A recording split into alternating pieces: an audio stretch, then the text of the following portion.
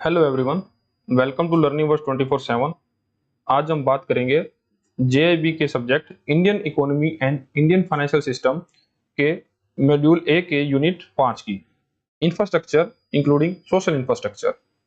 अभी तक हम लोगों ने देखा an overview of Indian economy, sector of Indian economy, economy planning and NITI Aayog and role of priority sector and MSME. आज हम पांचवा chapter infrastructure including social infrastructure देखने वाले हैं। इसके अंदर हम ये 6 पार्ट्स के अंदर डिवाइड किया चैप्टर को, इंफ्रास्ट्रक्चर इंक्लूडिंग सोशल इंफ्रास्ट्रक्चर। इसमें देखेंगे कि इंफ्रास्ट्रक्चर क्या होता है। ठीक है, तो एक देश के अंदर क्या क्या इंफ्रास्ट्रक्चर होता है और वो कैसे कैसे इकोनॉमिक डेवलपमेंट के लिए काम आता है, और इसमें सोशल इंफ्रास्ट्रक्चर क्या होता है वो भी देखेंगे। फिर देखेंगे infrastructure and economic development. Economic development के अंदर इंफ्रास्ट्रक्चर का क्या योगदान रहता है। फिर कहाँ का गवर्नमेंट का, मतलब अपने देश का कितना पार्ट एनर्जी में, पावर में, transport system, rail, road, civil aviation, ये सब इंफ्रास्ट्रक्चर के पार्ट है। तो इसमें गवर्नमेंट की एक्सपेंडिचर कितना है, गवर्नमेंट कितना स्पेंड करती है, वो इसमें देखेंगे डेटा। एंड फोर्थ है concept of social sector and social infrastructure. इसमें देखेंगे कि सोशल इंफ्रास्ट्रक्चर क्या होता है, वो कैसे एक समाज की उन्नति के लिए काम करता है। ठीक है, फिर देखेंगे health, education and family welfare. Health, education and family welfare ये भी सोशल इंफ्रास्ट्रक्चर का ही पार्ट है। तो इसमें गवर्नमेंट की स्पेंडिंग क्या है वो सब के बारे में जानेंगे। और लास्ट में देखेंगे डेवलपमेंट ऑफ हेल्थ इंफ्रास्ट्रक्चर, कि हेल्थ इंफ्रास्ट्रक्चर को डेवलप करने के लिए आज के टाइम गवर्नमेंट क्या क्या योजनाएं चला रही है। ठीक है, तो वन बाय वन इसको शुरू करते हैं। अब हम देखेंगे कि इंफ्रास्ट्रक्चर क्या होता है। देखिए, इंफ्रास्ट्रक्चर एक बेसिक फैसिलिटी या बेसिक ऐसी स्ट्रक्चर होती है जो देश की इकोनॉमी को रन करने के लिए काम आती है। अब इसके अंदर बहुत अलग अलग तरह की पार्ट्स में इंफ्रास्ट्रक्चर को बांटा गया है, जैसे कि रोड्स, ये भी एक देश के लिए इंफ्रास्ट्रक्चर है। Airports, ports, railways, energies, utilities, education, health care and social. ठीक है, तो इंफ्रास्ट्रक्चर को बहुत भागों में बांटा गया है जो आपके सामने है। ठीक है, अब इसमें देखेंगे कि रोड्स और एयरपोर्ट्स, ये पोर्ट्स, रेलवेज, एनर्जी, यूटिलिटी, ये सब क्या है, फिजिकल इंफ्रास्ट्रक्चर।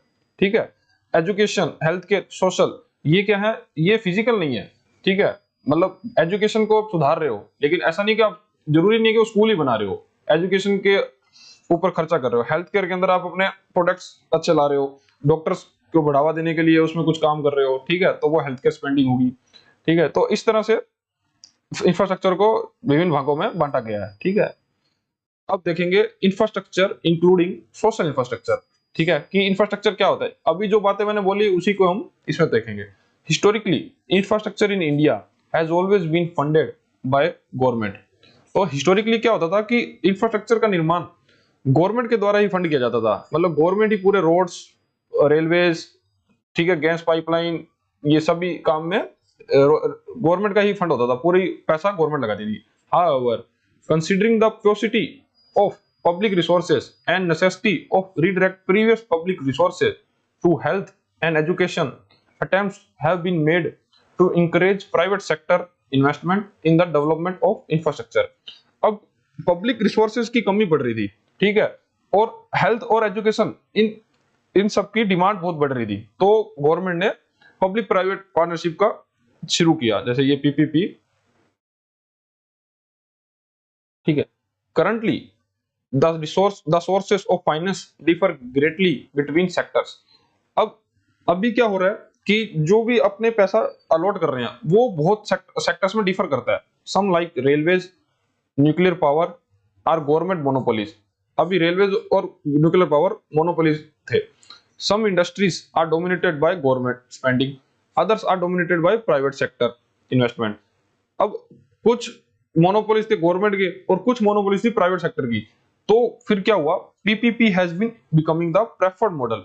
तो पीपीपी को, पब्लिक प्राइवेट पार्टनरशिप को, एक प्रेफर्ड मॉडल के रूप में दर्जा दिया गया। अब इसमें क्या होता है कि पब्लिक का पैसा भी स्पेंड किया जाता है और गवर्नमेंट का पैसा भी स्पेंड किया जाता है, जिसमें मोनोपोली होने के चांसेस जीरो हो जाते हैं। In this spirit the national investment and infrastructure fund was introduced by the government of India to improve infrastructure finance in the country. तो इसी को देखते हुए गवर्नमेंट ने national investment and infrastructure fund का निर्माण किया, जिसमें इसमें क्या है कि पब्लिक भी पैसा डाल सकती है और गवर्नमेंट भी अपना पैसा डालती है। ठीक है, अब देखेंगे इंफ्रास्ट्रक्चर एंड इकोनॉमिक डेवलपमेंट। अब इकोनॉमिक डेवलपमेंट के अंदर इंफ्रास्ट्रक्चर का क्या योगदान है? Infrastructure is the foundation of economic growth. अब इसका क्या मतलब हुआ कि देखो, अब इंफ्रास्ट्रक्चर क्या है, जैसे रोड्स, रेलवेज, ठीक है। अब जब तक रोड्स या रेलवेज बनेंगे ही नहीं तो वहां पे व्यापार नहीं होगा। अब वहां पे अगर बिजनेस नहीं हो रहा तो वहां पे इकोनॉमिक डेवलपमेंट भी तो नहीं होगी ना, ठीक है। तो यही मतलब है कि infrastructure is the foundation for economic growth and it encompasses the physical, natural, organisational structure required for long term economic development. Economic infrastructure facilitate labor capital mobility within between economics. Infrastructure provide a large number of job creation. अब infrastructure से क्या है कि infrastructure बना दिया तो वहां पे बिजनेस होगा, अब बिजनेस बढ़ेगा तो क्या होगा, जॉब क्रिएशन होगा एंड पॉसिबिलिटीज। अब जॉब क्रिएशन की पॉसिबिलिटी भी बढ़ जाएगी। The availability of high quality infrastructure ensure A rise of output and productivity. अब अगर अपने पास हाई क्वालिटी का इंफ्रास्ट्रक्चर होगा, लोग ज्यादा से ज्यादा प्रोड्यूस कर पाएंगे, उनका आउटपुट बढ़ेगा, प्रोडक्टिविटी बढ़ेगी, तो क्या होगा, आउटपुट बढ़ेगा और प्रोडक्टिविटी बढ़ने लगी। It facilitate the circulation of communities and raw material, eliminating inefficiency and resulting in the effective use of scarce resources। अब इससे क्या होगा कि जो हम पहले एक जगह से दूसरी जगह तक सामान ले जाने में कुछ एक्स समय लेते थे, ठीक है, अब वो कम हो जाएगा, ठीक है। अब मान लो एक्स माइनस 2 हो गया या 4 हो गया, जो भी हो गया, ठीक है। तो इससे क्या होगा कि उनका मोबिलिटी बढ़ रही है, ठीक है। वो जैसे एक मार्केट के अंदर दिन में एक बार ही जा पाते थे क्योंकि उसको टाइम ज्यादा लगता, अब उसी मार्केट में 2 बार जा पा रहा है तो वो ज्यादा माल उसको अपना ट्रांसफर कर पा रहा है। तो रॉ मटेरियल जो भी पहले इनएफिशिएंसी थी, इंफ्रास्ट्रक्चर इंप्रूव होने से वो कम होने लगी। Infrastructure includes roads, ports, airports, bridges, railways, water supply, sewage, power, telecommunication, irrigation and so on, ठीक है। तो इंफ्रास्ट्रक्चर जो जो गवर्नमेंट देश के अंदर बना रही है, जैसे कि रोड्स, पोर्ट्स, जो भी आपको एग्जांपल दिए, वो सभी क्या है, इंफ्रास्ट्रक्चर है, ठीक है। A solid infrastructure facility the production of high quality goods and services as well as transport of finished items to marketplaces and builds essential social institutions such as schools, hospitals, ठीक है। अब solid infrastructure क्या होता है? Solid infrastructure मतलब कुछ physical, ऐसा कुछ फिजिकल चीज गवर्नमेंट ने बना दी, जैसे एग्जांपल आपको दिए हैं, जैसे हॉस्पिटल बना दिया, स्कूल्स बना दिए, रोड्स बना दिए, ठीक है। ट्रांसपोर्ट का कुछ भी साधन जैसे रेलवेज, ठीक है, शिप्स, ये सब क्या है, solid infrastructure. Infrastructure can either hard और सॉफ्ट। अब इंफ्रास्ट्रक्चर क्या हार्ड और सॉफ्ट दोनों हो सकते हैं। हार्ड इंफ्रास्ट्रक्चर क्या होता है? Major physical network such as roads, transport, road, ports, airports, pipeline etcetera that are required for the operation of modern industrial nation, ठीक है। अब soft infrastructure refer to institutions that are essential to keep the economy running. अब economy को running करने के लिए भी social soft infrastructure भी बनाया जाता है, जैसे कि financial, educational, health care, law enforcement organisation, ठीक है। It also segregate the physical and social infrastructure.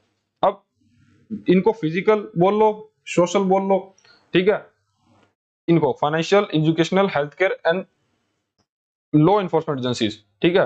तो इसको फिजिकल एंड सोशल इंफ्रास्ट्रक्चर भी बोल सकते हैं, ठीक है। जैसे फिजिकल तो ये हो गया सब ऊपर वाला, ठीक है, और सोशल हो गई ये। सोशल क्यों बोलते हैं इनको? जैसे कि एजुकेशनल, एजुकेशन से क्या होता है, अगर एजुकेशन बढ़ेगी तो क्या होगा, समाज का उद्धार होगा, ठीक है। हेल्थ केयर अच्छा होगा तो क्या होगा, लोग ज्यादा स्वस्थ रहेंगे तो ज्यादा काम कर पाएंगे, ठीक है।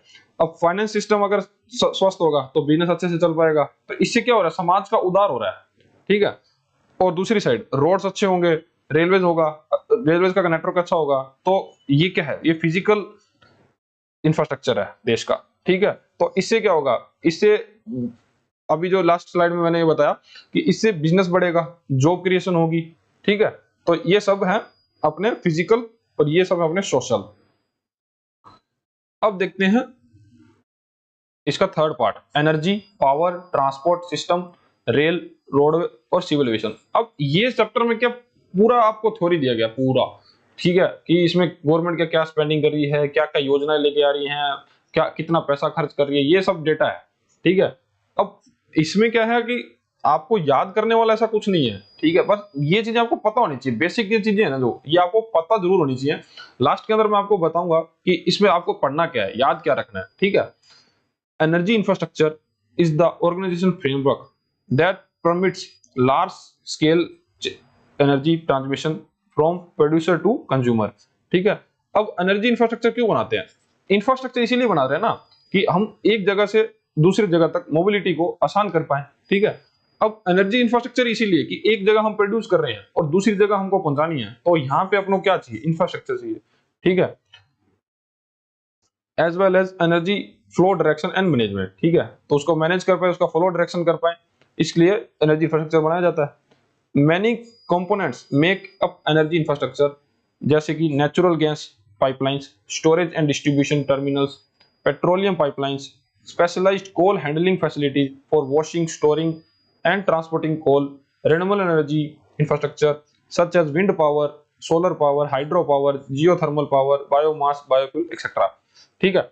अब ये क्या बोल रहा है कि एनर्जी इंफ्रास्ट्रक्चर होता क्या है? जैसे कि नेचुरल गैस पाइपलाइन है, ये क्या है, अपने एनर्जी को ट्रांसफर कर सकते हैं पाइपलाइन के जरिए, तो वो एनर्जी इंफ्रास्ट्रक्चर हो गया। स्टोर कर सकते हैं उसको, डिस्ट्रीब्यूशन का टर्मिनल, स्टोर और डिस्ट्रीब्यूट टर्मिनल बना दे, वो भी इंफ्रास्ट्रक्चर हो गया। पेट्रोलियम पाइपलाइन बना दी, ठीक है, ये भी, तो ये क्या है, ये सब एनर्जी को स्टोर, एनर्जी को मोबिलाइज करने का एक इंफ्रास्ट्रक्चर है, ठीक है। अब रिन्यूएबल एनर्जी का इसमें बोला, रिन्यूएबल एनर्जी इंफ्रास्ट्रक्चर बनाया जाता है। अब रिन्यूएबल एनर्जी क्या होती है? रिन्यूएबल एनर्जी वो होती है जो कि हमको ग्रीन तरीके से, मतलब इसके लिए हमको कोई भी कोल या कुछ ऐसा पदार्थ का उत्सर्जन नहीं करना पड़ता जिससे कि इन्वायरमेंट को नुकसान हो, ठीक है। तो वो सब क्या हुआ, रिन्यूएबल एनर्जी, ठीक है। अब वो होती कौन कौन सी है? विंड पावर, ठीक है, विंड पावर जैसे हवा पवन चक्की मान लो, ठीक है। सोलर पावर, अब सोलर सोलर अपने घर की छतों में जो लगाते हैं वो। हाइड्रो पावर जो पानी से बनती है, जैसे कि बांध के अंदर लगाया जाता है। जियोथर्मल, जियोथर्मल पावर क्या होती है कि जो पृथ्वी के सतह के बीच में, पृथ्वी की सतह के अंदर हम कुछ ऐसा पदार्थ या कचरा या कुछ बोल सकते हैं कि ऐसी जो भी वेस्ट डाल देते हैं जिससे कि जियोथर्मल पावर उत्पन्न होती है। थोड़ा डीप में इसको पढ़ने के लिए आप अलग से देख सकते हो। बायोमास, बायोफ्यूल, बायोफ्यूल जैसे कि अभी इथेनॉल है, वो क्या है, बायोफ्यूल है जो कि पेट्रोल में मिलाई जा रही है, ठीक है। तो ये सब क्या है, energy. Renewable energy India initiative. अब देखेंगे कि इंडिया का क्या टारगेट है, क्या अचीव कर लिया है रिन्यूएबल एनर्जी के सेक्टर में। India has achieved a cumulative installed renewable energy capacity, excluding large hydro, of 92.54 gigawatt, out of which 5.7 gigawatt was added in period April 2020 to January 2021। अब इंडिया के अंदर cumulative install renewable energy, cumulative जैसे renewable energy में ये सभी आ गए जो आपको पहले बताया, wind, solar, hydro power, thermal, geothermal, biomass, biofuel, ठीक है, ये सभी मिला के इंडिया का टोटल है 92.54 गीगावाट, ठीक है। अब इतना गीगावाट अपने सिर्फ रिन्यूएबल एनर्जी से बनाते हैं। उसके अंदर जो कि लास्ट 5.47 गीगावाट था वो अप्रैल 2020 से जनवरी 2021 के अंदर ऐड हो किया गया। During the period of April 2014 to 2000 January 2021, the installed renewable energy capacity of India has increased 2.5 times, and in the same period the installed solar energy capacity has increased 15 times। तो अप्रैल 2014 से जनवरी 2021 तक renewable energy की capacity जो हम पहले बना रहे थे वो 2.5 गुना बढ़ गई, और सोलर पावर की कैपेसिटी 15 गुना बढ़ गई, ठीक है। तो ये कुछ याद रखने वाली बात नहीं है, अपनों को इतना याद रखना चाहिए कि अभी के दिन क्यूमुलेटिव हम कितना बना रहे हैं, 92.54 गीगावाट, ठीक है। Globally today India stand fourth in renewable energy capacity and fourth in wind power capacity and fifth in solar power capacity, ठीक है। तो विश्व के अंदर इंडिया जो है रिन्यूएबल एनर्जी कैपेसिटी के अंदर बनाने के अंदर फोर्थ नंबर पे है, विंड के अंदर भी फोर्थ नंबर पे है, लेकिन सोलर बनाने में फिफ्थ नंबर पे है, ठीक है। India has one of the highest rate of growth for renewable energy in the world. India की स्पीड है जो वो बहुत तेजी से बढ़ रही है और इतनी ग्रोथ हो रही है कि पूरे वर्ल्ड में सबसे तेज है, ठीक है। As per global trends in renewable energy investment 2020 report, during the period 2014 to 19 renewable energy programs and projects in India attracts investment of 64.2 billion dollar, around 4.7 lakh crore rupees. अब इंडिया के अंदर इतना इन्वेस्टमेंट आया है सिर्फ रिन्यूएबल एनर्जी सेक्टर के अंदर इन 2014 से लेकर 2019 तक। ठीक है, अब एक और आपको फैक्ट बताता हूं, इंडिया के अंदर सिर्फ एक ही ऐसी ऑर्गेनाइजेशन है जिसका हेडक्वार्टर है, एक ऐसी ऑर्गेनाइजेशन जिसका वर्ल्ड स्टेज पे ऐसा एक ऑर्गेनाइजेशन है जिसका हेडक्वार्टर इंडिया के अंदर है, और वो कौन सी है? International solar alliance. ये एक ऐसी इंटरनेशनल ऑर्गेनाइजेशन है जिसका हेडक्वार्टर है इंडिया के अंदर, जो कि है गुरुग्राम के अंदर, गुरुग्राम। ठीक है, इसीलिए जब इंडिया के अंदर हेडक्वार्टर है और इंडिया इसको हेड करता है, आज के दिन भी इंडिया और फ्रांस इसके चेयरमैन है। ठीक है, को चेयरमैन है दोनों। तो इसीलिए इंडिया रिन्यूएबल एनर्जी पे इतना फोकस्ड हो रहा है। अब देखते हैं वाटर मैनेजमेंट। अब वाटर मैनेजमेंट के क्षेत्र में इंडिया का देखते हैं, this comprise drinking water supply, waste water collection and disposal of drainage system, major irrigation system, reservoirs, irrigation canals, major flood control system and other infrastructure. अब water management infrastructure क्या होता है? उसके अंदर सब कुछ आता है, मतलब वाटर के रिलेटेड सब आ गया, ड्रिंकिंग वाटर आ गया। ठीक है, फिर वेस्ट वाटर कलेक्शन क्या है, हम उसको कितना वेस्ट वाटर को मतलब कर पा रहे हैं, सही कर पा रहे हैं उसको। ठीक है, फिर ड्रेनेज सिस्टम हमारा कैसा है, इरिगेशन कैसी चल रही है देश के अंदर, ये सब क्या है? Water management infrastructure. अब देखते हैं, untreated sewage waste is one of the major cause of surface water and ground water pollution in India. Untreated sewage क्या होता है? जैसे कि एवरेजली मान के चलो कि 100 लीटर पानी गंदा निकलता है देश के अंदर।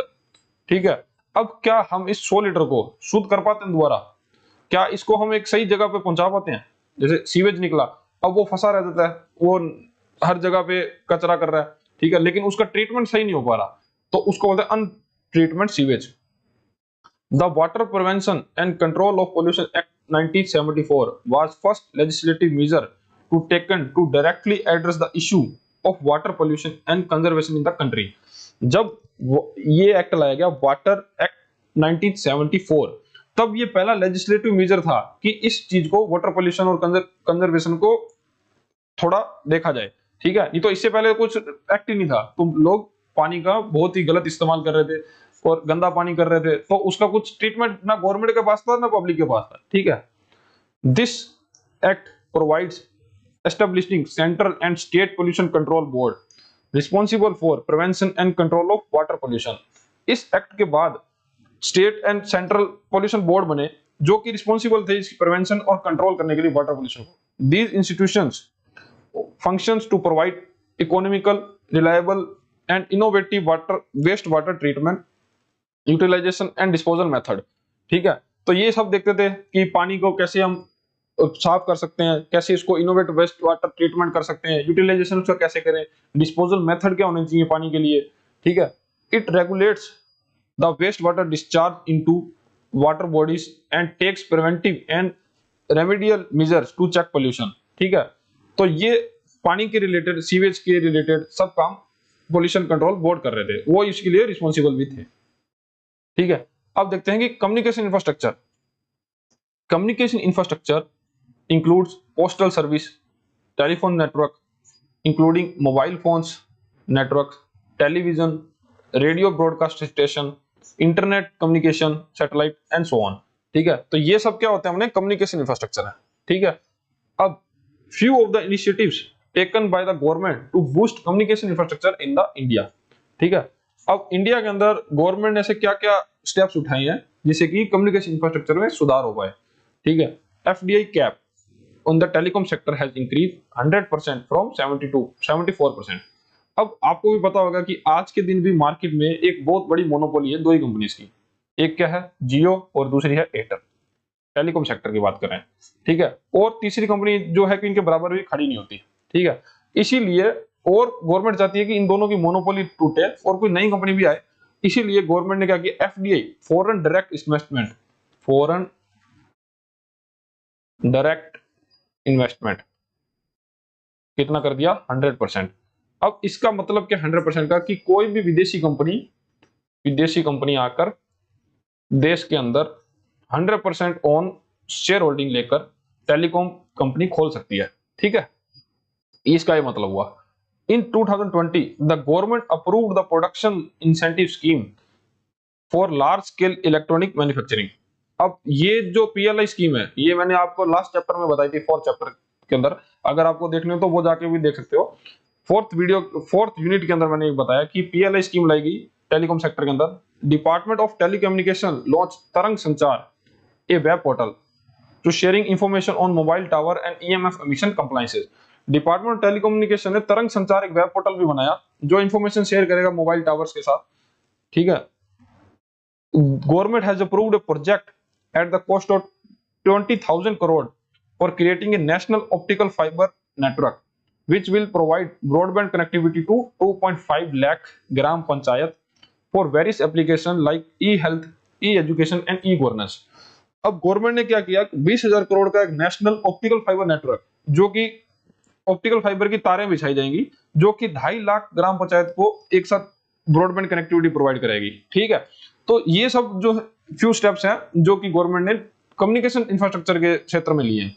ठीक है, मैं वापिस से वही अपनी बात दोहराना चाहूंगा कि ये जो सब पढ़ रहे हैं ना अपने, ये थ्योरेटिकल पार्ट है। ठीक है, ये चैप्टर इतना इंपॉर्टेंट आप मान के मत चलो। इसमें जो जो क्वेश्चन बनेंगे मैं आपको लास्ट में बताऊंगा, लेकिन मेरी ड्यूटी है कि मैं आपको एक बार ये पूरा पढ़ा दूं, दिखा दूं। ठीक है, तो आप बस इसको सुनते रहिए। जैसे कि ये पॉइंट इंपॉर्टेंट है कि टेलीकॉम सेक्टर में अभी 100% एफडीए आ गया। ठीक है, ऐसे ऐसे पॉइंट्स हैं, लेकिन ये स्किप नहीं होने चाहिए, ये आपको जरूर याद रखने हैं। ठीक है, अब तरंग संचार वेब पोर्टल किसका, टेलीकॉम डिपार्टमेंट ऑफ टेलीकम्युनिकेशन का है। ठीक, अब देखेंगे क्रिटिकल इंफ्रास्ट्रक्चर। अब क्रिटिकल इंफ्रास्ट्रक्चर क्या होता है, जैसे कि इसका नाम से ही ऐसा लग रहा है कि क्रिटिकल मतलब गवर्नमेंट के लिए या देश के लिए बहुत ज्यादा आवश्यक। ठीक है, the assets on which border economy is dependent are referred to critical infrastructure. ठीक है, इसका क्या मतलब हुआ कि ऐसी एसेट्स एक देश की जो कि उस देश की नेशनल सिक्योरिटी के लिए जो बहुत जरूरी है। ठीक है, अब जैसे कि हम बताएं कोई एक गैस पाइपलाइन है, गैस पाइपलाइन, ठीक है, जो कि दो देशों के बीच में होकर निकलती है। ठीक है, अब वो उस गैस पाइपलाइन उस देश की नेशनल सिक्योरिटी को हो सकता है, क्योंकि अगर दूसरा कोई देश उस गैस पाइपलाइन को उड़ा देता है, उसको ब्लास्ट कर देता है, तो क्या होगा, तो एक तो वहां के देश के अंदर गैस नहीं पहुंचेगी। ठीक है, वहां के लोग उस गैस से वंचित रह जाएंगे, जिससे क्या होगा कि देश की ग्रोथ भी रुक सकती है और देश की नीड्स पूरी नहीं होगी। ठीक है, तो ऐसे इंफ्रास्ट्रक्चर जो कि देश के लिए बहुत ज्यादा मतलब बोल सकते हैं कि बहुत ज्यादा आवश्यक है, जिसके बिना वो मतलब वो बॉर्डर इशू के मतलब पड़ोसी देशों में या एक दो इकोनॉमी को जोड़ कर रखते हैं, वो इंफ्रास्ट्रक्चर उस देश के लिए क्रिटिकल इंफ्रास्ट्रक्चर कहलाए जाते हैं। Electricity generation, transmission, distribution, gas production, transport, distribution, oil and oil products production, transport and distribution, telecommunication, water supply, agriculture, food production, distribution, public health, hospital ambulance, transportation system, fuel supply, railways network, airports, harbor, inland shipping, financial service, banking, security service including police, military, etc. are including infrastructure, critical infrastructure category। अब police, military, ये भी तो क्या है, infrastructure ही ना देश के लिए। ठीक है, ये सॉफ्ट इंफ्रास्ट्रक्चर है, ये बोल सकते हैं हम। ठीक है, तो ये सब चीजें के क्रिटिकल है देश की इंफ्रास्ट्रक्चर के लिए, तो उनको हम क्रिटिकल इंफ्रास्ट्रक्चर बोल देते हैं। ठीक है, अब देखेंगे transport infrastructure, roads and highways including structures, bridges and tunnels, mass transmit system, computer rail systems, subways, tramways, bus transportation, ये क्या थे, सब मास ट्रांसपोर्ट सिस्टम थे। Railways, rail track, railway station, level crossing, signalling, communication systems, canals, navigable waterways, inland waterways, sea ports, airports are part of transport infrastructure. ये सभी क्या है, transport infrastructure के एग्जांपल हैं। ठीक है, जिस जिस वे में, जिस जिस व्हीकल पे, जिस दिन साधन पे लोग ट्रांसपोर्ट कर पाते हैं, वो सब क्या है, पब्लिक ट्रांसपोर्ट इंफ्रास्ट्रक्चर। ठीक है, India's transport infrastructure has grown by leap and bounds in the new millennium। इसका क्या मतलब हुआ कि इंडिया का transport system infrastructure leap and bounds की तरह बड़ा है, मतलब कि बहुत ही तेजी से। हम बोल सकते हैं कि ये एक फ्रेजल वर्ब है, लीप्स एंड बाउंड, मतलब आप बोल सकते हैं 4 गुना तेजी से, मतलब बहुत ज्यादा तेजी से, ठीक है। इन न्यू मिलेनियम, इन दशक के अंदर, इस दशक नहीं, इस शताब्दी के अंदर, शताब्दी बोलते हैं इसको, शताब्दी 100 साल। Seminal infrastructure project, the golden quadrilateral national highway network, Delhi Metro Rapid Transit System, several public-private partnership airports projects across the India, major metropolitan regions in Delhi capital, in New Delhi, Mumbai, Bangalore, Hyderabad, just to name a few, have not only revolutionized the capacity and quality of country's transportation infrastructure, but also spurred growth of other major infrastructure projects such as Bharatmala Pariyojana, National Highway Project, high speed, semi high speed rail projects, dedicated rail freight corridor, rapid transport metro railways across major cities, modernization of airports. अब इसमें क्या कहना चाह रही है, ये कह रहा है कि देखो, सबसे पहले तो ऊपर ये बताया कि ये सब क्या होते हैं, ये सब होता है हमारे ट्रांसपोर्ट इंफ्रास्ट्रक्चर, ठीक है। उसके बाद क्या बोला कि ट्रांसपोर्ट इंफ्रास्ट्रक्चर के एग्जांपल देखो, the golden quadrilateral national highway network, ये एक आप गूगल पे सर्च करके भी देखिए, ये एक ऐसा नेशनल हाईवे नेटवर्क है इंडिया के अंदर जो कि 4 मेजर सिटीज को जोड़ता है, ठीक है। जैसे कि नॉर्थ, ईस्ट, वेस्ट और साउथ, इस चारों को जोड़ता है ये एक बार देखना होगा ये। जैसे नॉर्थ के अंदर दिल्ली में, वेस्ट के अंदर मुंबई, ईस्ट के अंदर कोलकाता और साउथ के अंदर चेन्नई, ठीक है। ये 4 महानगर को एक साथ जोड़ता है, कौन सा, golden quadrilateral national highway network, ठीक है।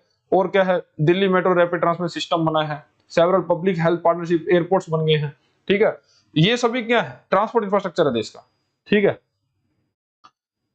According to recent report published by central pollution control board March 2021 में, India current water treatment capacity is 27.3% and sewage treatment capacity is 18.6% with another 5.2% capacity being added.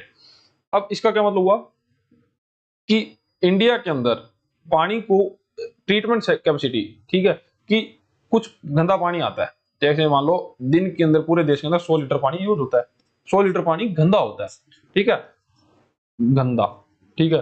अब उसके अंदर हम उस कितने को ट्रीटमेंट कर पाते हैं, उसको कितने को सही कर पाते हैं, 27.3%, मतलब उसको सही जगह पहुंचा पाते हैं, ठीक है। बाकी का जो पानी है उसको हम ट्रीटमेंट कर ही नहीं पाते, वो एक कचरे मतलब गंदा हो जाता है और वो जाके फिर हमारे रिवर्स, रिजर्वायर्स, इन सबको प्रदूषित करता है, ठीक है। और सीवेज ट्रीटमेंट तो और भी कम करते हैं, 18.6%। बाकी का पानी सीवेज भी वेस्ट होता है, मतलब कहने का मतलब ये कि देश के अंदर सीवेज की प्रॉब्लम बढ़ती ही जा रही है, ठीक है। Due to non uniformity in sewage treatment, the waterways, river, lakes, ponds remains polluted, further exacerbating the nitrate level in the groundwater of surrounding area. अब इससे क्या हो रहा है, पानी प्रदूषण होने से क्या हो रहा है, जो नीचे का पानी है, जो ग्राउंड वाटर है, उसके अंदर नाइट्रेट का लेवल बढ़ता जा रहा है, ठीक है।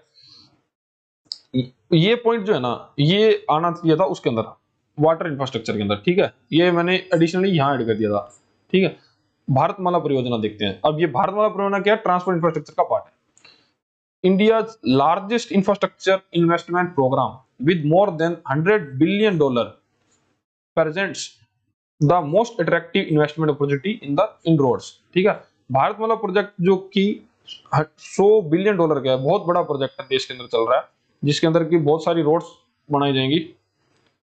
Government of India is developing various industrial corridor projects as part of National Industrial Corridor Projects program, which is aimed at development of futuristic industrial cities in India, which can compete with the best manufacturing and investment destination in the world.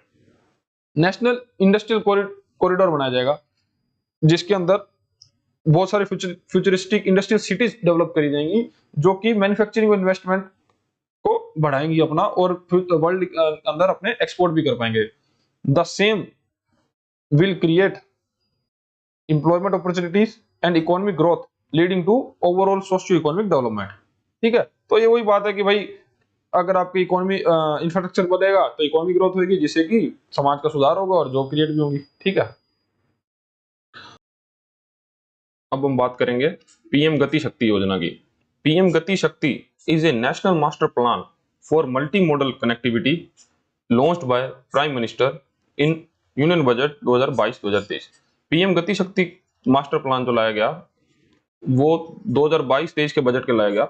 इसके अंदर क्या होगा कि हम बहुत सारी ministries को एक साथ इंटीग्रेट कर देंगे जो कि इंफ्रास्ट्रक्चर का निर्माण करेंगे, जैसे कि road and transport ministry, railways, ports, shipping, ठीक है। जिस जिस तरह से ट्रांसपोर्ट किया जा सकता है उन सभी मिनिस्ट्री को एक साथ लाया जाएगा, जिससे कि एक मास्टर प्लान के तहत हम देश के अंदर इंफ्रास्ट्रक्चर का निर्माण कर पाएंगे, ठीक है। Essentially digital platform to bring 16 ministries. अब इसके अंदर ये क्वेश्चन आ सकता है कि गति शक्ति के अंदर कितनी मिनिस्ट्रीज को जोड़ा गया, तो अब आंसर होगा अपना 16 मिनिस्ट्रीज, ठीक है। तो including railways, roadways together for integrated planning, coordinated implementation of infrastructure connectivity.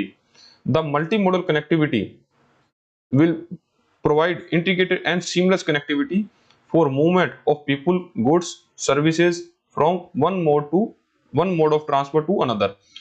तो इसमें क्या किया जाएगा कि उनको मल्टी मॉडल कनेक्टिविटी प्रोवाइड की जाएगी, जैसे कि रेलवे के साथ मतलब सड़क मार्ग के साथ आगे रेलवे की कनेक्टिविटी दे दी, फिर उसके बाद पोर्ट्स की कनेक्टिविटी होगी, तो इससे कि एक सीमलेस एक्सपीरियंस उनको प्रोवाइड होगा कि वो एक जगह से दूसरी जगह के उनको मोड ऑफ ट्रांसफर ज्यादा मिलेंगे, ठीक है, उनको ऑप्शन ज्यादा होंगे, ठीक है। It will facilitate the last mile connectivity of infrastructure and also reduce travel time for people, ठीक है। तो इससे ट्रेवल टाइम में कमी आएगी और लास्ट माइल कनेक्टिविटी को बढ़ावा मिलेगा कि जो बिल्कुल रिमोट एरिया में रहता है तो उसको भी एक बड़े मार्केट के साथ जोड़ पाएंगे।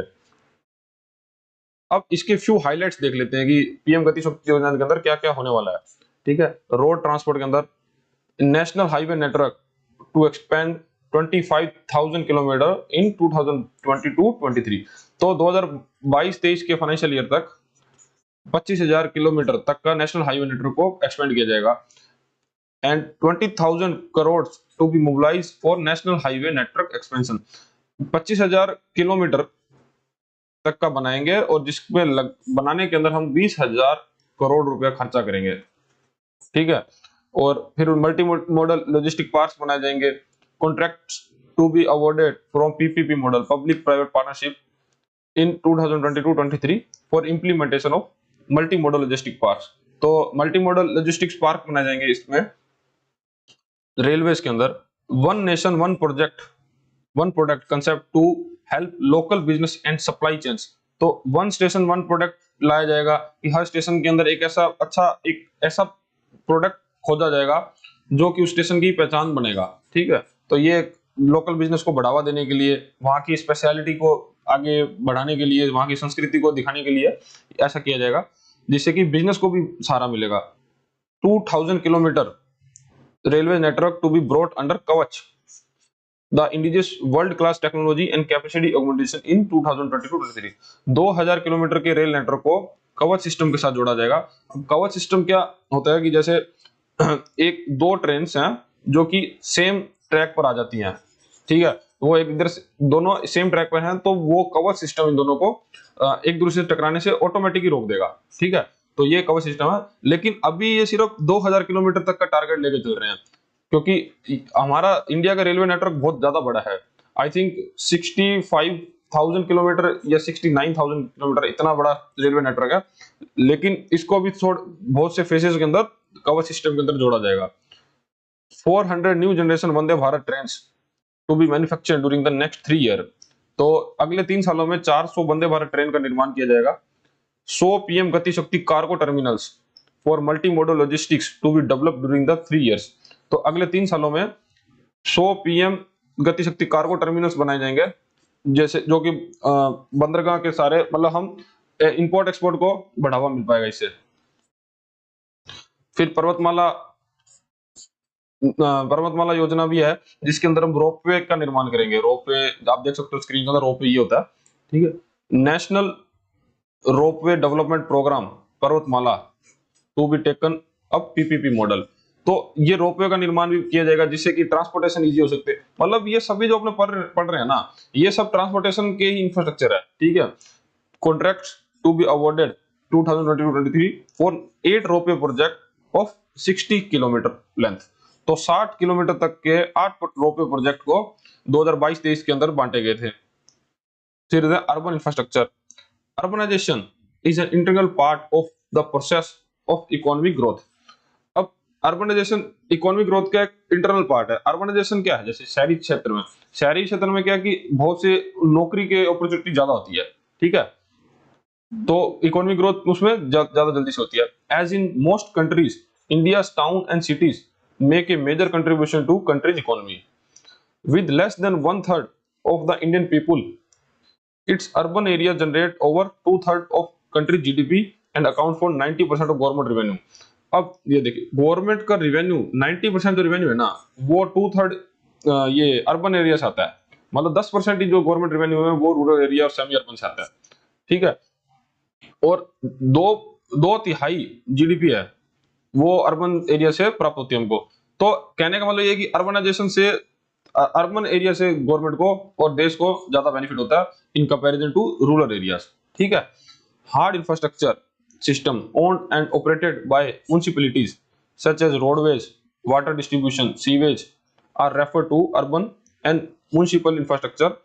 It may also contains certain soft infrastructure such as assets such as parks, public schools, libraries, ठीक है। तो अर्बन एरिया में क्या होता है कि सारी उनको इंफ्रास्ट्रक्चर मिलती है, जैसे कि उनको पार्क्स मिल गए, ये सभी स्कूल, डिस्ट्रीब्यूशन, रोड्स अच्छे होते हैं शहरी क्षेत्र में, म्युनिसिपैलिटी सारा कवर करती है वहां पे।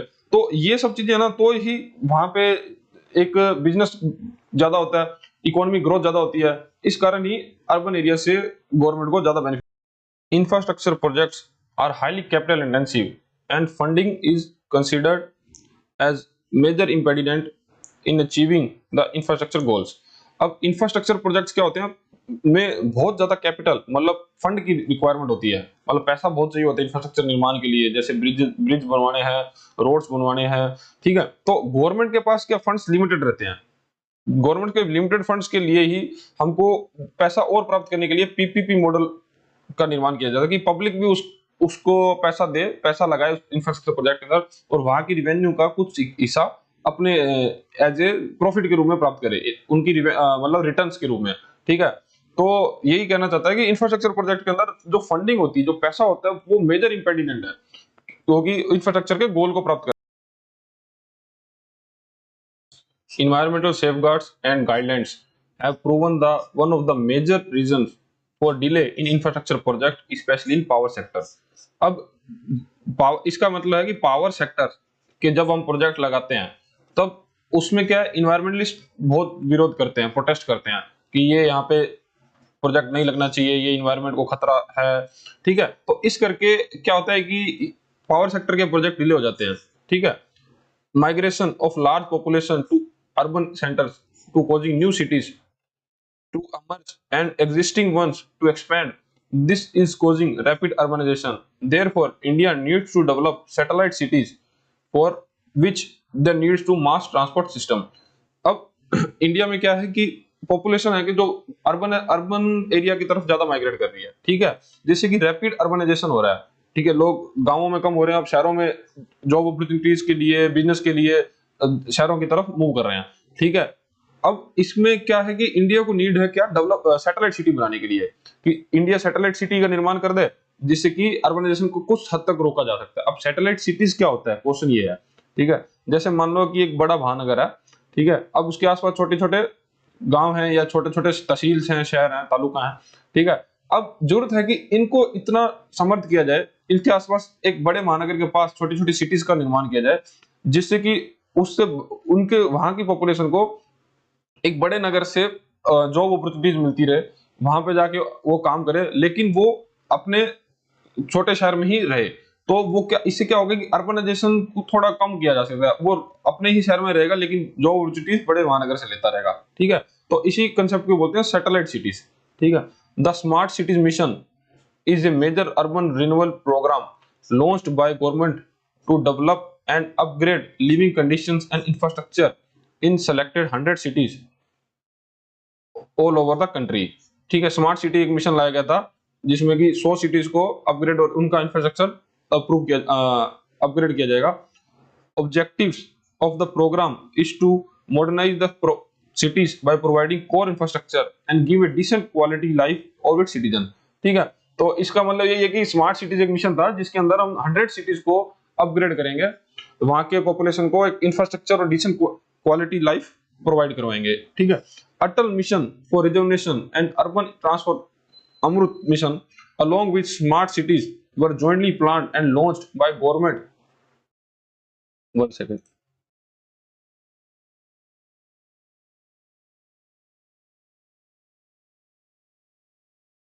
By government to transform urban living condition through infrastructure upgradation. Amrut mission के अंदर भी यही किया जा रहा था कि इंफ्रास्ट्रक्चर को अपग्रेड किया जाएगा, और स्मार्ट सिटी मिशन के अंदर भी, ठीक है। तो ये ऐसा कुछ मतलब थोड़ा याद होना चाहिए, नाम याद रहना चाहिए कि स्मार्ट सिटीज के अंदर क्या कर रहे थे हम, 100 सिटीज को अपग्रेड कर रहे थे, ठीक है। और अमृत मिशन उसका ही एक एडवांस वर्जन है। अब देखते हैं हम green infrastructure. Green infrastructure is a concept that highlights the value of natural environment, ठीक है। तो ग्रीन इंफ्रास्ट्रक्चर क्या वैल्यू करता है कि नेचुरल इन्वायरमेंट का ध्यान रखते हुए हम इंफ्रास्ट्रक्चर को निर्माण करें। The life support service provided by a network of natural ecosystem are emphasized. Example include green belts, wildlife sanctuaries, environmentally sensitive areas, tiger, lion, elephant reserves, bird sanctuaries, and the conservation of Western Ghat. अब green infrastructure क्या होता है कि जैसे कि हम अपने जंगल, हम अपने फॉरेस्ट को रिजर्व करके रखें, ठीक है। हमारे वाइल्ड लाइफ जो भी है, वाइल्ड लाइफ जानवर हैं, वाइल्ड जानवर जैसे लॉयन, शेर, उनके लिए सेंचुरीज बनाए कि वो एक अपना मतलब एक पूरा इकोसिस्टम बना रहे वहां पे, ठीक है। और बर्ड सेंचुरीज बनाई जाए, जैसे कि बर्ड अब काफी लुप्त होते जा रहे हैं, ठीक है। तो इन सबको भी बचा के रखना ही हमारा ही दायित्व है। तो इसके लिए ग्रीन इंफ्रास्ट्रक्चर का एक काफी जोर दिया गया है, ठीक है। अब हम आगे हैं 5.4 concept of social sector and social infrastructure, ठीक है। अब सोशल सेक्टर, सोशल इंफ्रास्ट्रक्चर क्या होता है? जैसे इसके नाम से भी ऐसा थोड़ा लग रहा है कि सोशल इंफ्रास्ट्रक्चर क्या है कि लोगों को एक बेसिक जो उसकी नीड होती है वो प्रोवाइड करवाना, ठीक है। जैसे कि क्या है, एजुकेशन, ठीक है, हेल्थ केयर, वाटर, पानी, ठीक है, ट्रांसपोर्टेशन, ठीक है। ये जब क्या है उनकी बेसिक नीड है, तो मतलब इसके बिना तो वो सरवाइव नहीं कर सकते, ठीक है। तो ये सब प्रोवाइड कराना क्या है, social infrastructure. Health, education, water supply, transportation, agriculture and allied activities, infrastructure, irrigation, management of natural resources such as water, forest, land, energy, welfare programs, service, as so on, are all included in the social sector, ठीक है। तो ये सभी social sector के example मैंने ऊपर दे दिया। The Indian social sector is very important to country's growth and development. It comprise multiple key components including health, education, poverty reduction, sanitation, housing conditions, all of which contributes to general human development. The expenditure of these elements is critical indicator of government's commitment to India social sector. अब इस पे जो government खर्चा करती है वो indicate क्या करता है कि गवर्नमेंट कितना उसमें ज्यादा पैसा लगा रही है, तो गवर्नमेंट की क्या सोच है कि गवर्नमेंट सोशल सेक्टर में कितना कंट्रीब्यूशन करना चाह रही है, ठीक है। तो ये बहुत मायने रखता है इसका डेटा, ठीक है। और इससे होता क्या है, इससे क्या होता है कि पॉवर्टी रिडक्शन होती है, गरीबी का उन्मूलन होता है, हाउसिंग कंडीशन अच्छी होती है, सैनिटेशन, सफाई उसमें रहती है, ठीक है। तो सोशल इंफ्रास्ट्रक्चर पे स्पेंड करना गवर्नमेंट के लिए भी बहुत जरूरी हो जाता है। Social infrastructure plays an important role in country's economic development and wellbeing, ठीक है। It is demonstrated example experimentally and commonly acknowledge that education and health have an influence on economic growth. तो अब जब जैसे कि गवर्नमेंट एजुकेशन और health पर जितना ज्यादा स्पेंड करेगी तो क्या होगा कि लोगों की अगर वहां हेल्थ अच्छी है तो वो ज्यादा काम कर पाएंगे और ज्यादा प्रोडक्टिव रह पाएंगे, और उनका एजुकेशन बैकग्राउंड अच्छा है, मतलब वो एजुकेशन उन्होंने अच्छा पढ़ा हुआ है, तो वो अपने देश के साथ साथ विदेशों में भी जाके कंट्रीब्यूट कर पाएंगे, ठीक है। तो इससे क्या होगा, इकोनॉमिक ग्रोथ को बढ़ावा मिलेगा।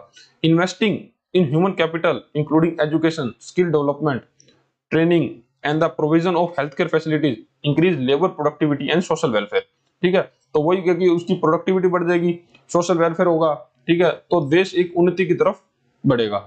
For inclusive development, public investment in social infrastructure such as education, health, housing, connectivity are critical. अब सोशल इंफ्रास्ट्रक्चर के ये सब इंक्लूसिव ग्रोथ के लिए, इंक्लूसिव डेवलपमेंट के लिए एजुकेशन पे, हेल्थ पे, हाउसिंग पे और कनेक्टिविटी पे गवर्नमेंट को खर्चना जरूरी है, क्रिटिकल है। During the pre independence era social sector was neglected. जब आजादी के पहले के टाइम पे सोशल सेक्टर को नेग्लेक्ट किया जाता था, मतलब वहां पे ज्यादा स्पेंडिंग नहीं की जाती थी गवर्नमेंट के द्वारा, which had a negative impact on the economy, production and productivity. At the time of independence it's literacy rate was बेयरली 70%। अब आजादी के समय जो साक्षरता दर थी ओनली 17% थी, मतलब 17% लोग ही शिक्षित थे पूरे देश के अंदर। With life expectancy of 32.5 year of birth, और 32.5 का लाइफ एक्सपेक्टेंसी क्या होता है कि वहां की एवरेज उम्र उस देश की कितनी थी, 32.5 ईयर, मतलब 32.5 साल ही लोग जी पा रहे थे उस देश में, ठीक है। The country literacy rate now 74.04%। आज अब इंडिया की लिटरेसी रेट कितनी है, 74.04%।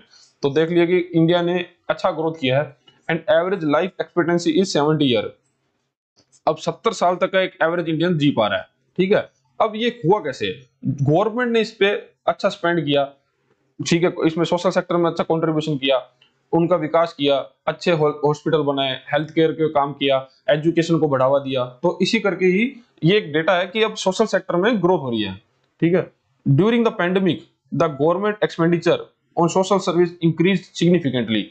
अब पेंडेमिक के टाइम पे गवर्नमेंट ने सोशल सेक्टर पे बहुत बढ़ावा दिया। जैसे आप देख ही सकते हैं कि हेल्थ केयर पे अंदर गवर्नमेंट ने कितना पैसा बढ़ा दिया है। फिर एक गवर्नमेंट ने हॉस्पिटल्स बढ़ाए, वहां पे वैक्सीनेशन का कितना जल्दी तेजी से हम लोगों ने काम किया, ठीक है। तो गवर्नमेंट का क्या सोशल सेक्टर पे बहुत ज्यादा एक्सपेंडिचर रहा है पेंडेमिक के time. The expenditure on social service, health, education by centre and state proportion of GDP has increased nearly 9%, ठीक है। तो अब ये का मतलब क्या है कि सोशल सेक्टर पे अंदर गवर्नमेंट का एक्सपेंडिचर स्टेट और सेंट्रल गवर्नमेंट का मिलाकर उनकी जीडीपी का 9% के अराउंड हो गया है। मतलब अगर वो उनके पास 100 रुपया है तो उसका 9 रुपया वो सोशल सेक्टर पे खर्च रहे हैं, जिसमें आ गया एजुकेशन, हेल्थ और अदर सेक्टर जो भी सोशल सेक्टर के अंदर हेल्थ। अभी हम आगे हैं 5.5 मतलब कि नेक्स्ट टॉपिक पे। अब इसमें है health, education and family welfare. अब हेल्थ के लिए गवर्नमेंट की क्या प्लानिंग है और गवर्नमेंट कितना स्पेंड कर रही है और आगे का स्पेंडिंग का टारगेट क्या है, ये सब हम इसी में देखेंगे। Health is the most crucial component of social infrastructure. Social infrastructure के लिए हेल्थ एक क्रूशियल कंपोनेंट है। Health care has evolved to be one of the India's most important industries both in terms of income and employment. जो health care है वो India के लिए employment generation के मामले में और इनकम के मामले में सबसे इंपॉर्टेंट इंडस्ट्री है।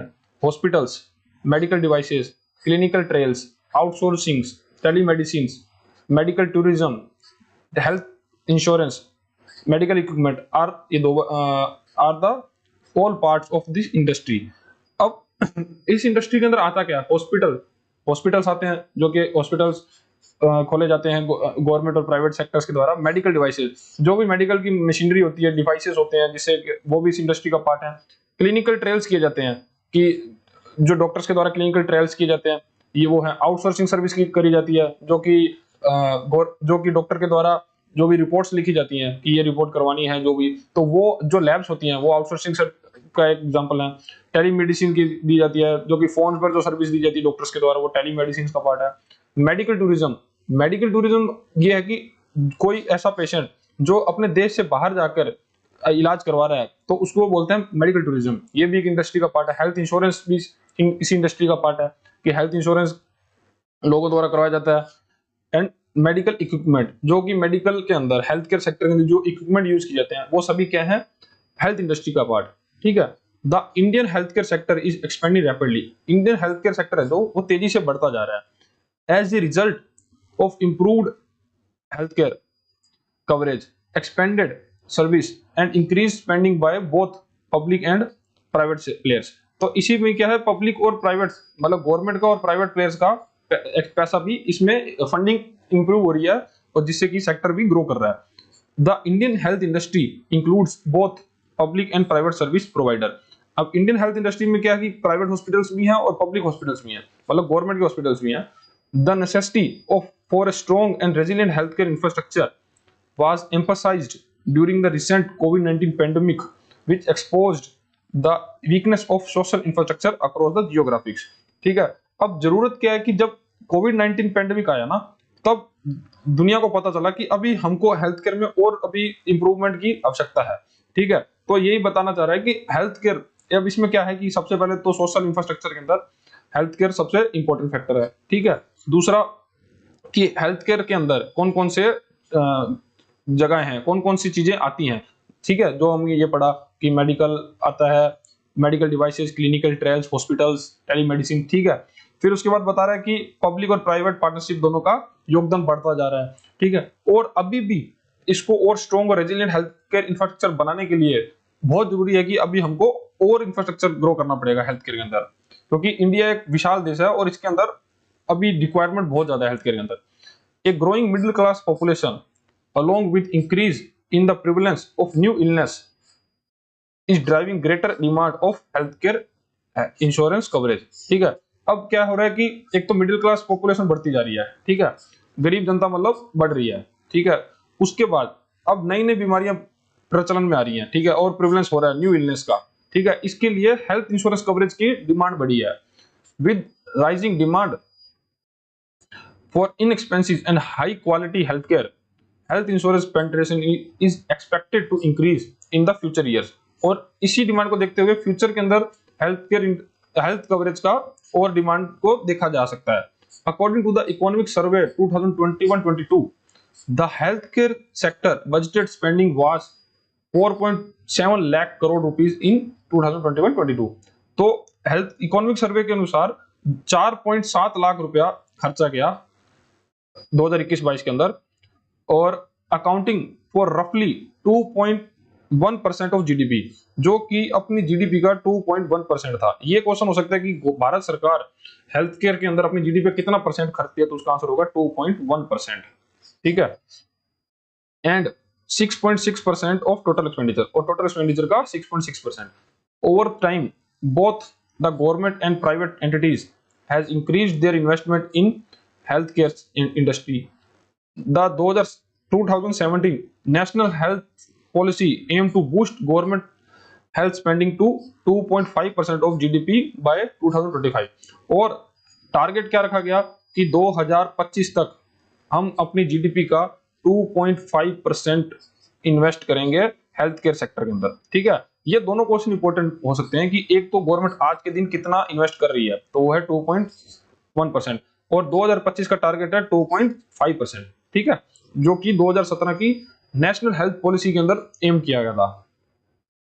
However, major disparities in healthcare service and infrastructure are common feature of Indian economy। अब इंडियन इकोनॉमी के अंदर हेल्थ केयर सर्विस के अंदर अभी बहुत डिस्पैरिटीज है, मतलब बहुत कमियां हैं, जो कि इंडियन इकोनॉमी का कॉमन फीचर है। ठीक है, in addition to national health mission, the union budget 2021-22 announced the Ayushman Bharat health infrastructure mission. अब इसी को देखते हुए 2021-22 के अंदर Ayushman Bharat health infrastructure mission लाया गया, a new centrally sponsored scheme with a total outlay of approximately 64180 crore. तो Ayushman Bharat health infrastructure mission की टोटल आउटले था 64,180 करोड़ रुपीस। ये एक इंपॉर्टेंट फैक्टर है, इसको याद रखना पड़ेगा। To be implemented to next 5 years to develop capacity of primary, secondary, tertiary care health care system. ठीक है, तो इसके पैसे का यूज क्या किया जाएगा कि इससे हम प्राइमरी, सेकेंडरी और टर्शियरी तीनों हेल्थ केयर इंडस्ट्री को डेवलप करेंगे। ठीक है, इसको और इंप्रूव करेंगे, स्ट्रेंथन भी करेंगे।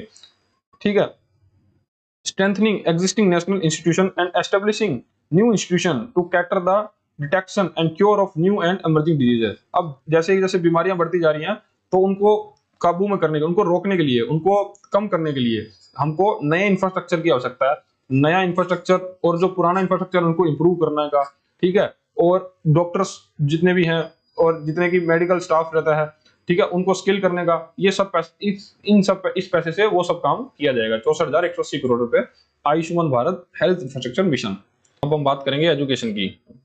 Education is a critical factor in any country economic development. Economic development के लिए किसी भी देश की एजुकेशन एक क्रिटिकल फैक्टर है। Since its inspection India has been committed to increasing literacy rate in the country. शुरू से ही इंडिया ने लिटरेसी रेट को बढ़ाया है अभी तक। Even now the government of India run several programmes to encourage primary and secondary education. Education is the fundamental and human right, not a privilege. Education है जो फंडामेंटल और ह्यूमन राइट है, basic उनका एक अधिकार है, ये कोई प्रिविलेज नहीं है, कोई ऐसा नहीं है कि उनको बहुत कुछ एडवांस कुछ मिल रहा है, सिर्फ एक बेसिक राइट है उनका। The right to education is legally guaranteed to all citizens. Bharat सरकार है जो सभी सिटीजन्स को एक राइट टू एजुकेशन का राइट देती है without exemption. The constitution 86th Amendment Act 2002 incorporated Article 21A into the Indian Constitution to provide free and compulsory education to all children aged 6 to 14 years as a fundamental right। जो अपना संविधान का article 21A है जिसके अंदर लिखा गया right to education, वो हम हमारे 6 से लेकर 14 साल के बच्चों को एक एजुकेशन का फंडामेंटल राइट प्रोवाइड करवाता है। India is a significant player in the global education industry. Global education industry में इंडिया एक सिग्निफिकेंट प्लेयर है। India boast one of the world most extensive network of higher education institution. India के पास एक world का most extensive सबसे बड़ा higher education का नेटवर्क है। However there is still a lot of room for improvement in education system. लेकिन फिर भी भारत के अंदर बहुत सा भी इंप्रूवमेंट करने की जगह है, मतलब अभी बहुत से क्षेत्र हैं अभी एजुकेशन को और इंप्रूव करने के लिए। Education budgetary expenditure has been increasing as a faster rate. जो एजुकेशन पे गवर्नमेंट का एक्सपेंडिचर है वो तेजी से बढ़ता जा रहा है। According to the economic survey 2021-22 the budgetary spending of education sector was 6.97 lakh crore rupees. ठीक है, 6.97 लाख करोड़। ठीक है, ये है एजुकेशन पे। और हेल्थ केयर पे था 4.7 एक मिनट 4.7 लाख करोड़ रुपीस। ठीक है, ये और ये 6.97 लाख करोड़ हो गया अपनी जीडीपी का 3.1%, और हेल्थ केयर का था 2.1%। ठीक है, ये डेटा आपको याद रखना है। ठीक है, ये क्वेश्चन के अंदर डायरेक्ट पूछ सकता है कि गवर्नमेंट का जीडीपी का रेशो कितना है हेल्थ केयर एक्सपेंडिचर पे, तो आप क्या बोलेंगे 2.1%। ठीक है, the government just announced the National Education Policy 2022 that will replace 34-year-old National Education Policy 1986। अब गवर्नमेंट ने एक नई एजुकेशन पॉलिसी लाई है, नेशनल एजुकेशन पॉलिसी 2022, जिसने रिप्लेस किया किसको किया 34 साल पुरानी एजुकेशन पॉलिसी को, national education policy 1986। The new education policy built the 4 pillar accessibility, equity, quality, accountability. अब आपसे सीधा क्वेश्चन पूछ सकता है कि इनमें से कौन सा एक न्यू एजुकेशन पॉलिसी का पिलर नहीं है। ठीक है, तो कुछ भी दे सकता है, जैसे ये 3 ये दे दिए, इक्विटी, क्वालिटी, ठीक है, अकाउंटेबिलिटी की जगह क्या दे दिया, कुछ भी दे दिया। ठीक है, तो वो अपना क्या होगा, आंसर होगा कि ये नहीं है। ठीक है, the old 10+2 structure will be replaced by 5+3+3+4। ठीक है, framework that includes 12 year of education and 3 years of pre schools. ठीक है, तो अब क्या होगा कि 12 साल की एजुकेशन उसकी रहेगी और 3 साल का प्री स्कूल का पीरियड उसका रहेगा। ठीक है, पहले होता था कि 10+2 होता था, अब हो गया 5+3+3+4। ठीक है, तो अब ऐसे एजुकेशन को पार्ट किया गया है कि 5th क्लास तक होगा, फिर 8th क्लास तक, फिर क्या होगा, फिर 8th के बाद 11th, फिर 4 साल का उसका डिवाइडेशन किया गया कि वो आगे क्या लेना चाहता है। ठीक है, इसके अंदर 3 साल का प्री स्कूल है। ठीक है, though we have made significant progress in literacy and other education indicators। ठीक है, there is still much room to improvement at the secondary higher education level। लेकिन ये सब इंप्रूवमेंट के बाद भी अभी भी बहुत इंप्रूवमेंट करने का जगह है, मतलब अपने और भी इंप्रूवमेंट कर सकते हैं। अब हम बात करेंगे family welfare. The primary goal of family welfare programme is to stabilise the population and offer high quality health services. अब फैमिली वेलफेयर प्रोग्राम क्यों चलाए जाते हैं गवर्नमेंट द्वारा, कि पॉपुलेशन को स्टेबलाइज करके रखा जाए। ठीक है, और पॉपुलेशन को high quality health service provide की जाए। ठीक है, अब जब पॉपुलेशन कंट्रोल में होगी तो भी रिसोर्सेस का डिवाइडेशन अच्छे से हो पाएगा, ठीक है, including immunisation of pregnant women and children, ठीक है। इम्यूनाइजेशन का मतलब होता है टीकाकरण, टीकाकरण कि महिलाओं को और बच्चों को टीकाकरण सही समय पर प्रोवाइड करवाया जाए, ठीक है, जो जिस समय पर बच्चों को जरूरत है। अब रिसोर्सेज तो लिमिटेड ही है ना, तो उसके लिए पहले पॉपुलेशन को कंट्रोल करना भी गवर्नमेंट को, उसके लिए भी वेलफेयर प्रोग्राम चलाने पड़ते हैं। In 1952 India become the first country in the world to implement a national programme for family planning, ठीक है। तो 1952 के अंदर भारत फैमिली प्लानिंग के लिए नेशनल प्रोग्राम चलाने वाला पहला देश बना था, ठीक है। Since its inception in 1952 the family planning programme has experienced significant policy and programmatic development. और उसके बाद इस प्रोग्राम के अंदर काफी सी बहुत से अलग अलग डेवलपमेंट हुए हैं। Population management is the core and fundamental goal of family welfare programme.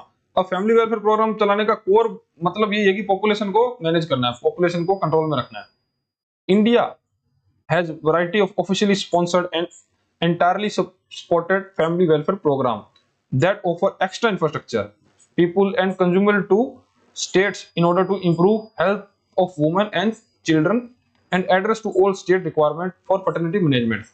अब इंडिया के अंदर क्या बहुत सी ऐसी स्कीम जो कि स्टेट गवर्नमेंट या सेंट्रल गवर्नमेंट द्वारा चलाई जा रही हैं, जिससे कि क्या हो रहा है, फैमिली वेलफेयर प्रोग्राम अलग अलग तरीके से चलाए जा रहे हैं, जिससे एक तो महिलाओं का टीकाकरण और महिलाओं और बच्चों का टीकाकरण उनको सही समय पर प्रोवाइड किया जाए, ठीक है। दूसरा पॉपुलेशन का कंट्रोल में किया जाए, ठीक है। तो इन सबके वेलबींग्स के लिए ही गवर्नमेंट ये हेल्थ फैमिली वेलफेयर प्रोग्राम चलाती है। अब इसके अंदर क्या क्या आता है, ठीक है। अब गवर्नमेंट उसके लिए क्या क्या मतलब कौन कौन से प्रोग्राम ऐसे चलाती है, स्टीरिलाइजेशन, आईयूडी, कॉन्ट्रासेप्टिव प्रोग्राम चलाती है, family planning insurance scheme government द्वारा चलाई जाती है, ठीक है। फिर Janani Sukanya Yojana, nutrition programme, urban family welfare programme, urban revamping scheme, green card scheme, rural family welfare centre, LBH, lady health visitor, immunisation, infant morality, medical treatment of pregnancy, reproductive and child health, ठीक है। तो ये सभी बच्चे और माँ के लिए ये सभी प्रोग्राम ऐसे चलाए जाते हैं जिससे कि उनको प्रेगनेंसी के दौरान जो इतनी जो परेशानी झेलनी पड़ती है तो उस पर कुछ उनको आराम मिले, और दूसरा कि पॉपुलेशन को कंट्रोल में रखा जाए।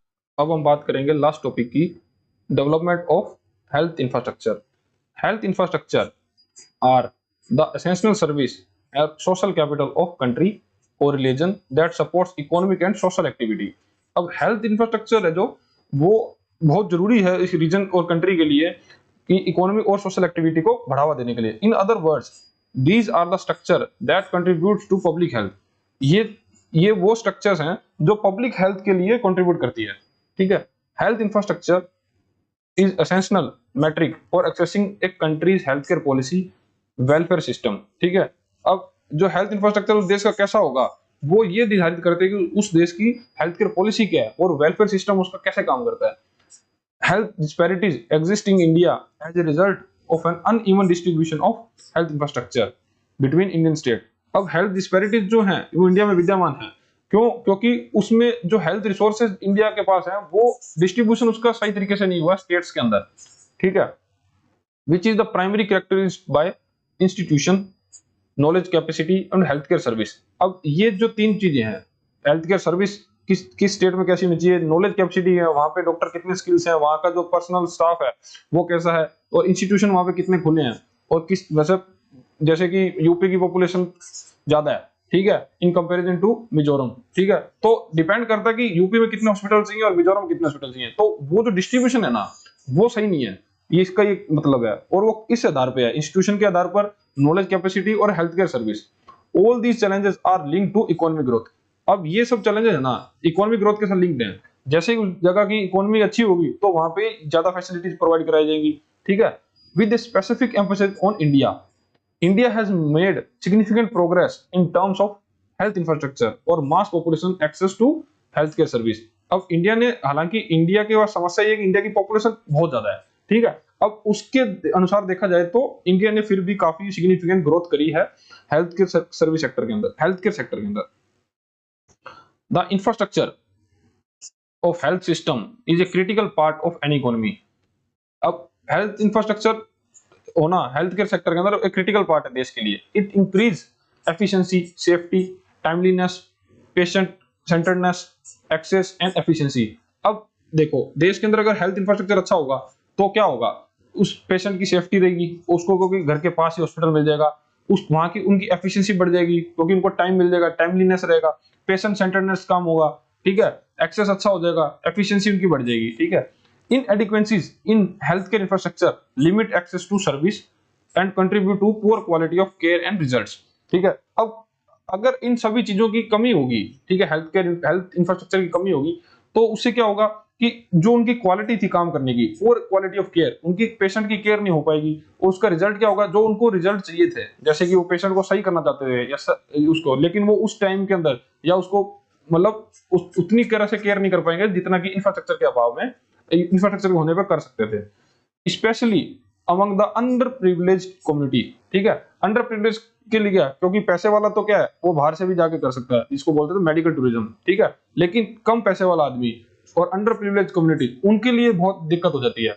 Skilled labour, integrated electronic information system, public health agency, resources and research are the 5 basic area of health infrastructure.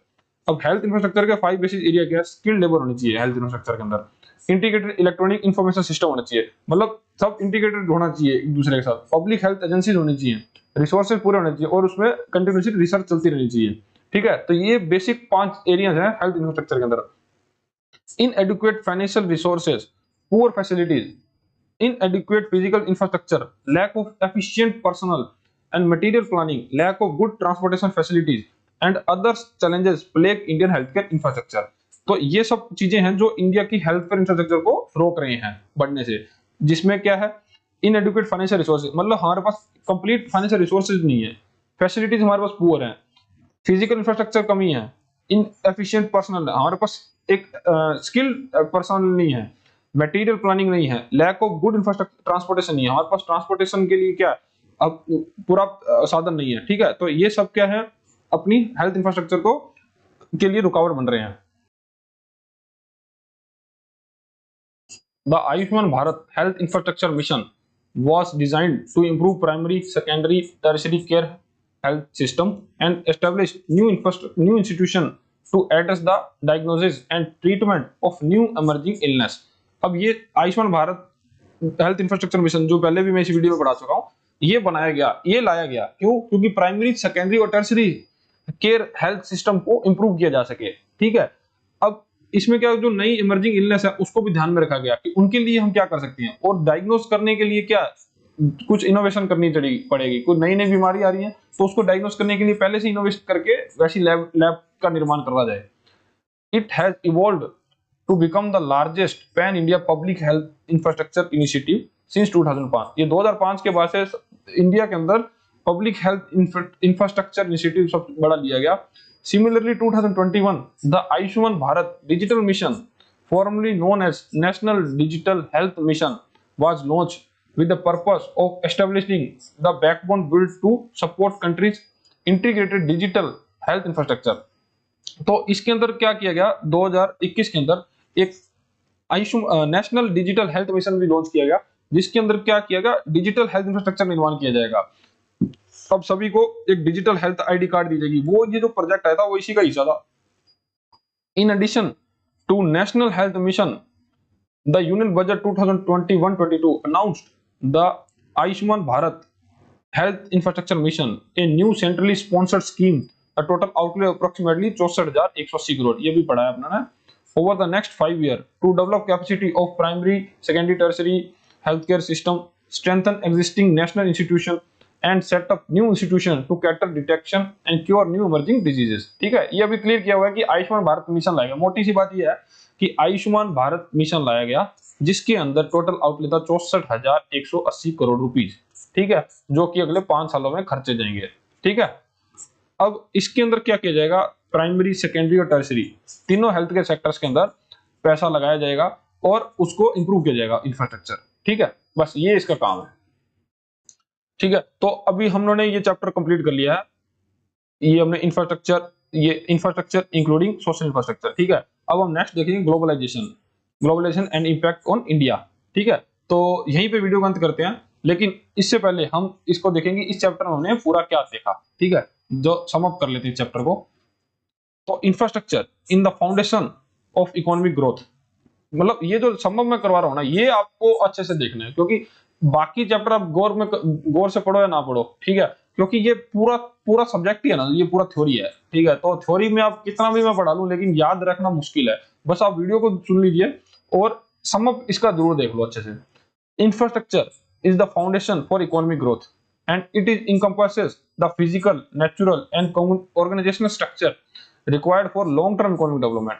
अब इंफ्रास्ट्रक्चर है वो इकोनॉमिक ग्रोथ का सबसे बड़ा फाउंडेशन स्टोन है। ठीक है, हार्ड इंफ्रास्ट्रक्चर क्या होता है? Roads, ports, airports, pipeline etcetera, ये क्या है? Hard infrastructure. ठीक है, और सॉफ्ट इंफ्रास्ट्रक्चर क्या होता है? फाइनेंशियल सेक्टर्स जैसे banking, educational sector, health care sector, law enforcement organisation, ये सब क्या है? Soft infrastructure. मतलब गवर्नमेंट को ये सॉफ्ट इंफ्रास्ट्रक्चर और हार्ड इंफ्रास्ट्रक्चर इसका फर्क जरूर पता होना चाहिए, और गवर्नमेंट को इन दोनों को मेंटेन करके उनका डेवलप करके ही आगे चलना चाहिए। फिर कहते हैं ग्रीन इंफ्रास्ट्रक्चर क्या होता है? ग्रीन इंफ्रास्ट्रक्चर होता है जो कि नेचुरल इन्वायरमेंट का ध्यान में रख के बनाया जाता है। ठीक है, जिससे कि हम अपने वाइल्ड लाइफ जीव को, ठीक है, एनिमल्स को, फॉरेस्ट को कंजर्व करके रख पाए। ठीक है, जैसे कि हम नेशनल पार्क्स बनाते हैं, वो क्या हमारे लिए ग्रीन इंफ्रास्ट्रक्चर का पार्ट है। ठीक है, वाइल्ड लाइफ सेंचुरी बनाते हैं, ठीक है, वो भी क्या है? ग्रीन इंफ्रास्ट्रक्चर है। ठीक है, उसके बाद health, education, water supply, transportation, agriculture, allied activities, infrastructure, irrigation management of natural resources such as water, forest, land, energy, water welfare programs, services and so on are the social sectors। ये सभी क्या है? Social sector है। Main आप देखो, health, education है, water है, transportation, ये छोड़ दिए। हेल्थ, एजुकेशन और फैमिली वेलफेयर, ये तीनों इंपॉर्टेंट है सोशल वेलफेयर। ठीक है, फिर देखते हैं positive externalities are associated with social infrastructure, it plays a important role in country economic development and wellbeing. अब पॉजिटिव एक्सटर्नलिटीज क्या होता है? ऐसे रिजल्ट जिससे, जैसे कि हमने जो इंफ्रास्ट्रक्चर बनाया, रोड्स बनाए, अब उससे क्या हमको फायदा होने लगा, तो जो उसका रिजल्ट आया ना, वो क्या है? पॉजिटिव एक्सटर्नलिटीज है।